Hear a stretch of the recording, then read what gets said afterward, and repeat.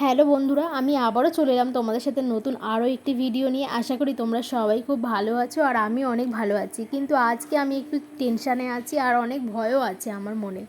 কেন বলো তো? সেটা তোমরা একটু পরে বুঝতে পারবে, ভিডিওটা দেখতে থাকো তাহলে। আর দেখো, তোমরা হয়তো অনেকেই ভাবছো এই জঙ্গলের মধ্যে দিয়ে আমি কোথায় যাচ্ছি। না না বন্ধুরা, এটা জঙ্গল নয়, এটা হচ্ছে আমাদের এলাকা। আর আমাদের এই এলাকাটা জানো তো, শহরের মধ্যে এক টুকরো গ্রাম। এত সুন্দর প্রাকৃতিক পরিবেশে মোরা যে তোমরা এলেই আমাদের এলাকাটার প্রেমে পড়ে যাবে। ভিডিওটা তো দেখো, তাহলেই বুঝতে পারবে। গাছপালায় ভর্তি।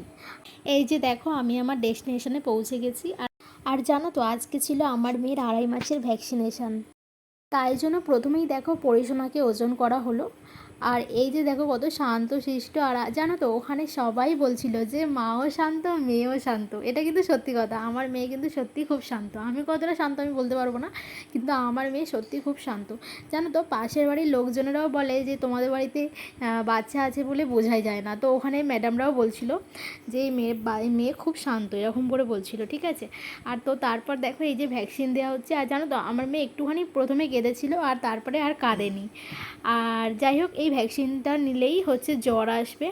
তো সেই জন্য আমার মেয়ের জ্বরও এসেও ছিল। তো তোমাদের বাচ্চাদের সাথে কি এরকম হয় আমাকে অবশ্যই কমেন্ট করে জানিও। আর দেখো, তারপর আমি চলে এসেছিলাম বাড়ির সামনে। এসে তোমাদেরকে একটা ছোট্ট ভিডিও দিলাম। এই যে আমাদের বাড়ি। তো বাড়ির কাজ তো হচ্ছে, তোমরা তো অনেকেই জানো, আমার ভিডিওতে অনেকেই দেখেছো।